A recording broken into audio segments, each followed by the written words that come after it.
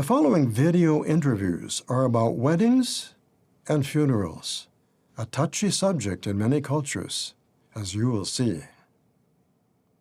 In Japan, religious rituals are associated with each stage of life and with each season of the year. As Jehovah's Witnesses, we want to keep the cleanliness and unity of the congregation. In this regard, one of the most delicate areas is the decision on whether to attend a non-witness funeral or not. The first thing we must consider regarding funerals is not to be involved in religious rituals and acts of worship that are condemned by the Bible. In harmony with the principle at 2 Corinthians chapter 6 and verse 14, we need to keep completely separate from pagan acts of worship. Next, even if we don't participate in the worship of other religions, we need to consider if our decisions could stumble someone in the congregation. When we consider the Bible principle in Luke chapter 17, verse 2, we do not want our decisions to hinder the faith of someone in the congregation.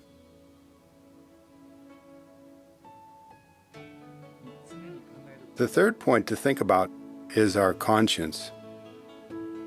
We need to seriously think about the Bible principle in Galatians chapter 6, verse 5, where it says that each must carry his own load. This Bible principle also applies when elders want to support others. Of course, those in the congregation can ask the elders for support in issues related to funerals. However, in matters of conscience, elders cannot force decisions on others. So it would be wrong to make some kind of rule regarding attending non-witness funerals. If each person can make decisions based on Bible principles, we can have a truly peaceful and free atmosphere, where each individual's differing situation is respected. We're watching a video segment towards the end of David Splane's talk at the conclusion of the Saturday afternoon session. His theme is Safeguard Our Uniting Bond of Peace. He's already spoken extensively on the do's and don'ts of attending funerals in churches if you're a Jehovah's Witness and you have a close family member who's not a Jehovah's Witness and they want you to go to a funeral in a church. Just to clue people in on how controlling and how tedious and how micromanaging this organization is, it turns out there's no end of considerations that Jehovah's Witnesses must weigh in those particular scenarios. And now we're getting a video specifically about the situation in Japan, with all of the considerations more or less repeated about not wishing to stumble others. Actually, that issue of stumbling, it's a real irritation, or it was an irritation for me, even as one of Jehovah's Witnesses. Basically, it doesn't matter whether what you're doing is right or wrong or not. You could be doing something perfectly innocent, but if it stumbles someone else who thinks that there's a problem with it, then you're best not doing it. And I can give you an example. I can remember after my mother died, I really wanted to do a charity event for Macmillan nurses, because Macmillan nurses really helped my mother in the final stages of her illness before she died. So I thought it would be really nice, considering at the time I was quite into music and I was even sort of playing drums and playing guitar and writing songs, and I knew lots of other young Jehovah's Witnesses who were musicians. I thought it would be really cool to do like a charity concert to raise money for Macmillan nurses. And I floated this idea to my best friend at the time, and he kind of was quite subdued about it. And then not long after, he came back to me and he said, "Oh, there would be a problem with it though, Lloyd." And I was like, "Well, what's the problem?"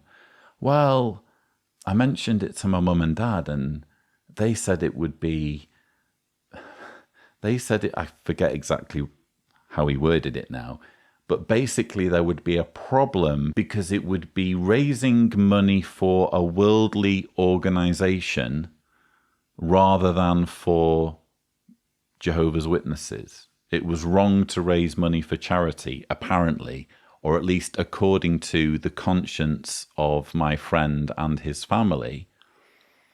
And just because I got that reaction from him and from his family, who I was close to, I ended up not doing the concert. Perfectly innocent thing that would have done a lot of good. But again, as a Jehovah's Witness, it's not about whether it's right or wrong. It's about whether you're going to stumble someone else who has different ideas and different opinions and who might be, quite frankly, more fanatical about the Jehovah's Witness religion than you are. In my culture, specifically the Namibian Oshiwambo culture, like in many African cultures, there are many spiritistic customs related to weddings that are included in wedding celebrations. Unfortunately, my family is not in the truth. So obviously for Ben and I, that was one of the main concerns. They don't understand our worship of Jehovah and they don't understand that we apply Bible principles and not a tradition of men. We got engaged before the pandemic, but obviously now that our wedding was to be over video conferencing, it meant that we didn't have control over many things. We tried to imagine situations that could stumble our brothers or disrupt the unity in the congregation.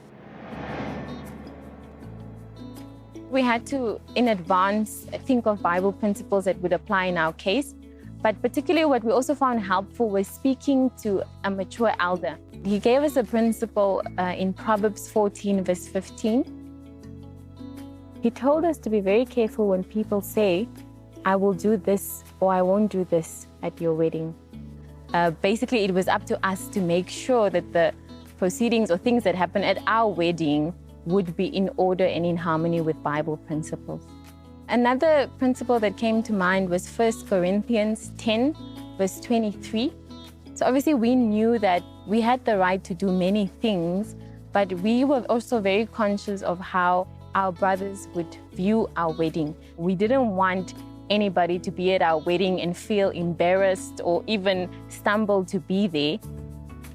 Now, looking back at our wedding, we look back with fond memories.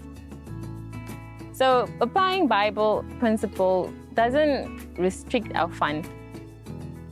Also, it contributed to the unity among our brothers because all of us, those present, those who were invited, we were able to enjoy the wedding. You're not worried about, oh, did that thing offend anybody? So you're able to enjoy the day without any bad memories. Oh, how touching. We end on a positive note with a young couple getting married over Zoom and dancing in front of their webcam because it's a socially distanced wedding. I mean, don't get me wrong. You know what I'm like about COVID. I take it very seriously, and I think it's very admirable that the Jehovah's Witness organization took it seriously and didn't insist on Jehovah's Witnesses meeting together.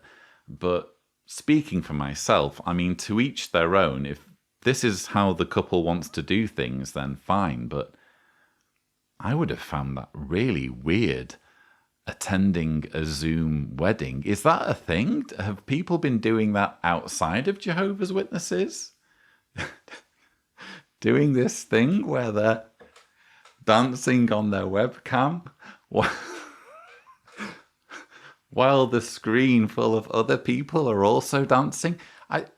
I don't think that's how dancing works. I think maybe I'm just old-fashioned, but dancing seems to me to be something you have to do in person, otherwise it's just strange. But that aside, what we've just been seeing is yet again an example of how Jehovah's Witnesses aren't allowed to make their own decisions, even in such simple matters as how do I want my wedding to go? My wedding, my special day. I've got to think about not what I want, not what my future spouse wants. I've got to think about what the organization wants. And I've got to think about potentially stumbling other people, even though what I'm doing isn't actually wrong. That's the nature of this organization on open display. And I just want to flag this issue of culture, which I've spoken about before on this channel. Thumbnail here, if Tibor is gracious, to sushi number 302. Jehovah's Witnesses have two stances on culture. Isn't it interesting that when they're in the business of recruiting, when they're in the business of producing materials to make their organization look attractive and appealing to outsiders, they try to project themselves as welcoming of all cultures. They try to make out that you could be in any culture and still be a Jehovah's Witness. But when the rubber meets the road, when you get down to the reality of the situation, it's more like what we've just seen in this video, where a young woman from the Namibian Oshiwambo culture cannot observe her culture at her wedding. That's been stifled, that's been stamped out. So she has to get rid of her culture or put it to one side and embrace the Jehovah's Witness culture. So hopefully I don't need to say too much more on that. Hopefully that's just obvious. And if you're watching as someone who's never been one of Jehovah's Witnesses, please take note. This is an organization where, number one, you're not free to make your own decisions, even when it comes to how you do your wedding. And number two, your culture should be set to one side if it conflicts with the expectations of Jehovah's Witnesses.